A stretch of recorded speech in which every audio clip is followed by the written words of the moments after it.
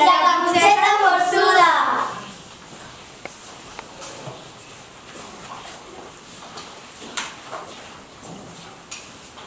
Vet aquí una vegada en un poble petit hi havia una caseta de fusta on hi vivien una mare i la seva filla. Aquesta noieta sempre anava vestida de color vermell, botes, mitges, faldilles, bruixa, jersei i fins i tot la caputxa que duia quan sortia de casa. Per això tothom la coneixia com la Caputxeta forçuda. Un dia la mare de la Caputxeta li va demanar que anés a visitar la seva àvia, perquè estava malalta. Li havia preparat un gran cistell ple de fruita, de pastissos i també de remis casolans, perquè es pogués aviar. 3 quilos de peres i 5 de taronges, 3 pastissos de poma al forn, 2 bosses de nous i avellanes, 8 pots de mel, una dotzena de melons, una mata de farigola i 10 litres de suc de presa.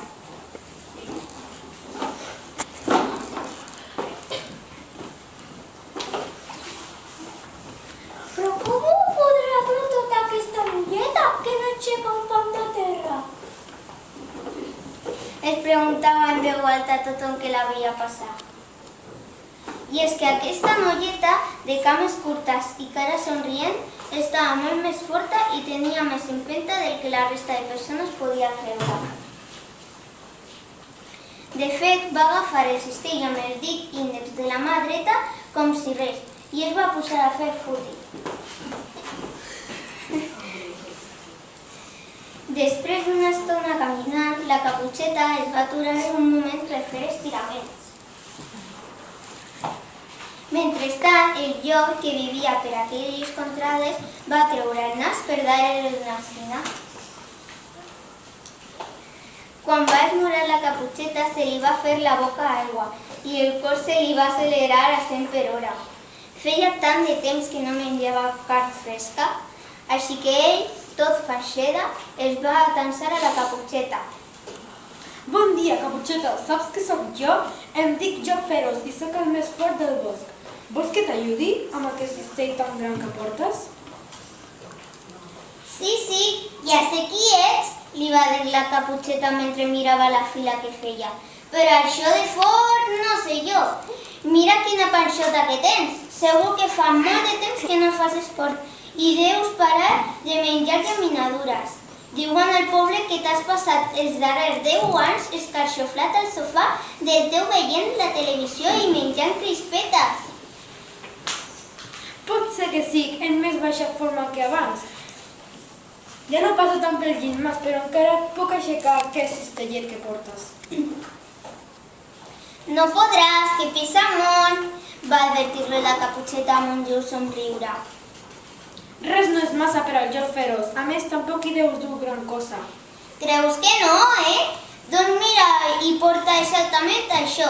3 quilos de peres, 5 de taronges, 3 pastissos de poma al forn, 2 bosses de nous i avellanes, 8 pots de mel, una dotzena de melons, una mata de farigola i 10 litres de suc de presa.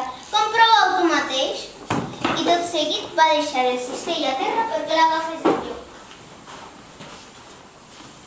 Ell s'hi va apropar, va allargar els braços i va fer força per aixecar-lo, però no podia.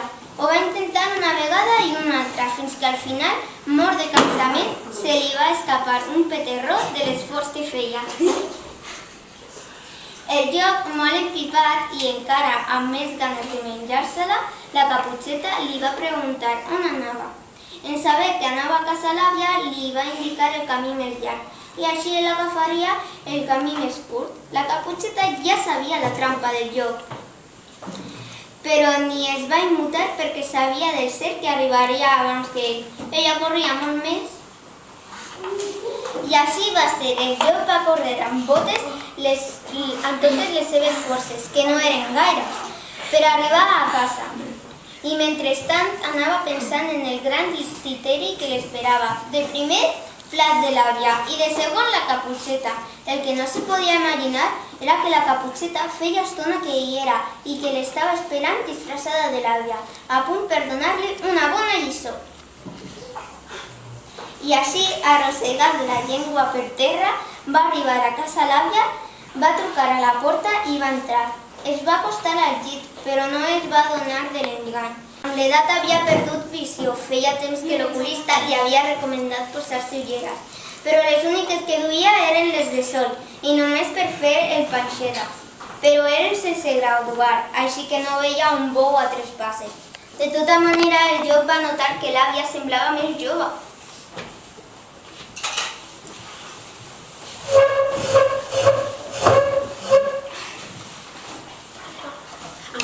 Àvia, quins més macos que tens! Va dir el llop.